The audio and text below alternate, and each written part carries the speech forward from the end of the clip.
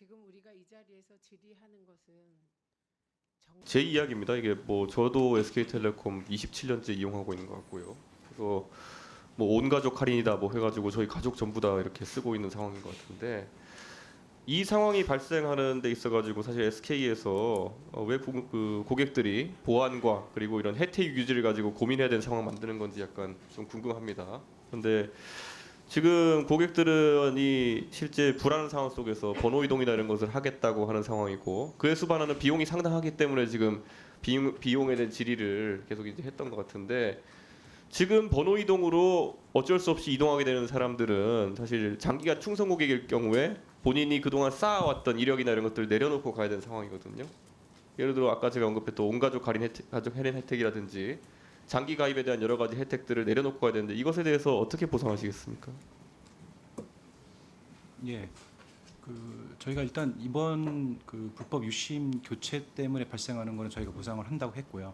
지금 의원님께서 말씀하신 거에 대해서는 이제 구체적인 방안에 대해서는 법에 따라서 저희가 보상을 한다고 했습니다. 그리고 세부적인 사항은 저희가 종합 검토한다고 말씀드렸습니다. 아니 지금 이게 법정에서 다투는 것도 아니고 지금 SK라는 대기업이 본인들의 명예를 걸고 이제 대안을 제시해야 되는 것인데 예를 들어 제가 한 가지 생각해 볼게요. 제가 만약에 지금 저의 보안이 우려되어서 번호 이동으로 다른 통신사로 이동한다 했을 때 나중에 제가 그럼 SK텔레콤에 제가 누리던 혜택을 다시 받기 위해 가지고 뭐 5년 이내에 귀환한다 했을 때 저희 장기 가입 이력이나 이런 것들을 다시 살려줄 수 있는지 이런 것들은 기업이 선제적으로 제시해야 되는 거 아닙니까? 예, 맞습니다. 뭐 그거 포함해서요 위약금까지 저희가 종합 검토해서 좀 말씀 좀 드리고 했었습니다. 보통 정치권에 종합 검토한다 그러면은 이게 안 한다는 얘기랑 비슷한 거거든요. 그러니까 구체성을 가진 아니 지금 사태가 벌어진 지 며칠이 지났는데도 장기 고객인 저한테도 지금 제시되지 않았다는 것. 그래서 제가 번호 이동을 할지 안 할지 판단을 하지 못하고 있다는 것에 대해 가지고 좀 책임감을 가지셨으면 좋겠다. 네, 그런 알겠습니다. 생각이고요. 우리 이상중 원장님 한번 여쭤보고 싶은데요. 이게 예.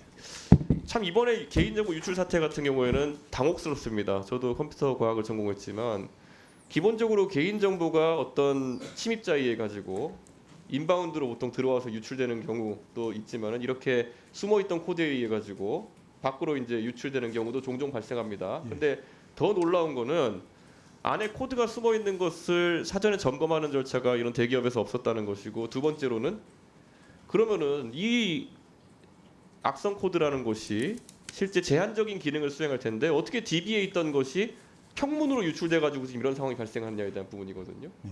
사실 지금 우리가 간단한 웹사이트를 운영해도 아니면 정당에서 당원 가입 사이트를 운영해도 DB에 저장된 개인정보에 대해 가지고는 필드별 암호화를 하도록 되어 있죠 지금. 예, 그렇습니다. 그런데 지금 이런 사기업에서 필드별 암호화가 되어 있지 않아 가지고 거의 전 국민의 절반 가까운 사람들의 주요 통신 정보가 노출됐다. 어떻게 보십니까? 지금 SKT뿐만 아니고 주민등록번호가 포함된 여러 가지 개인 정보는 암호화돼가 저장되고 있는 걸로 알고 있습니다. 그런데 이번에 문제가 된 유심 관련된 것은 암호화에 대한 규정이 특별한 규정이 없는 걸로 파악하고 있는데 그에 대해서는 좀 더 한번 체크해 보도록 하겠습니다. 인터넷진흥원에서 사회 이런 기반 시설에 해당하는 서비스를 대해 가지고 선제적으로 이런 것들 연구해 가지고 기업에서 이러이러한 정보는 암호화하는 게 좋겠다 이런 연구를 혹시 진행한 적이 있습니까?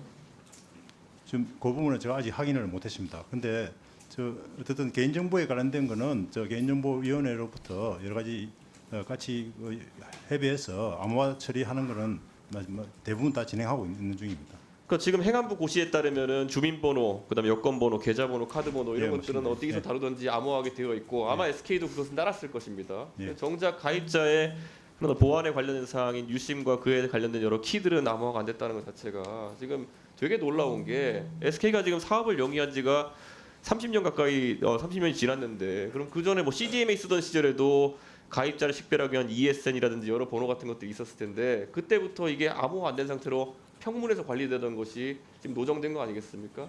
유정원 부장님 이게 실제 SK텔레콤의 현재 개인정보 관리 실태라고 보면 되겠습니까? 예, 금방 기사위원장님 말씀하신 것처럼 네트워크에 있는 장비가 있고 네트워크가 아닌 쪽이 있는데 이쪽은 마케팅 쪽입니다.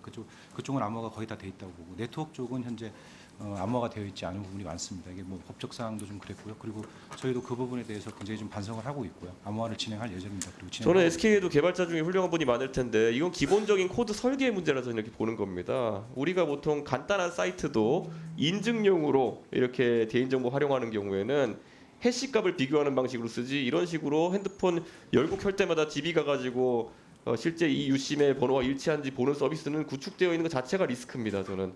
그리고 SK텔레콤이 30년 가까이 사업을 영위하면서 이런 것에 대한 것도 보안을 챙기지 않았다 그러면은 저는 이거는 굉장히 위험하게 전 세계의 그런 어떤 투자자나 이런 사람들이 반응할 것 같거든요. 위원님 말씀하신 거에 뭐 동의를 하고요. 근데 일단 표준 기반으로 저희가 설계가 돼 있는 장비였고요. 저희가 약간 늦었지만 암호화에 대한 계획이 있었습니다. 그래서 진행 중이었는데 이 장비가 암호화 되지 않은 상태에서 이랬고요. 지금 암호화를 계속 해 나가고 있습니다. 그 부분에 대해서 문제는 직시했는데 좀 늦게 시작됐습니다.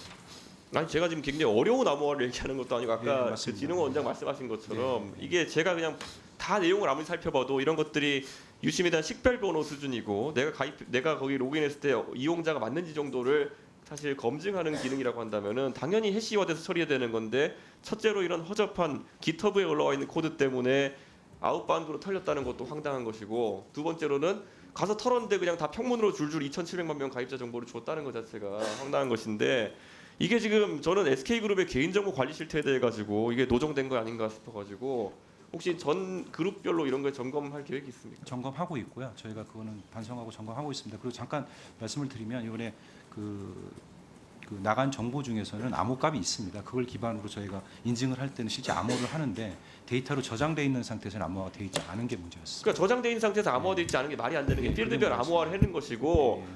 그리고 사실 그 하드웨어적으로 그 키가 탈취당하지 않기 위한 HSM 같은 것을 다 구축해가지고 이런 시스템을 운용해야 되는 것인데 이게 이렇게 뚫려버리면 사실 이게 개헌보다 무서운 거지 이게 어떻게 되는 겁니까 이게 저는 네.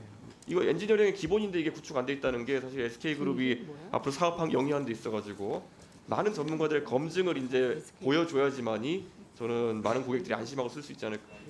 네, 알겠습니다. 이번 사태가 어느 정도 수습되면 바로 지금 위원님 말씀하신 대로 진행하겠습니다. 지금도 진행하고 있습니다. 네.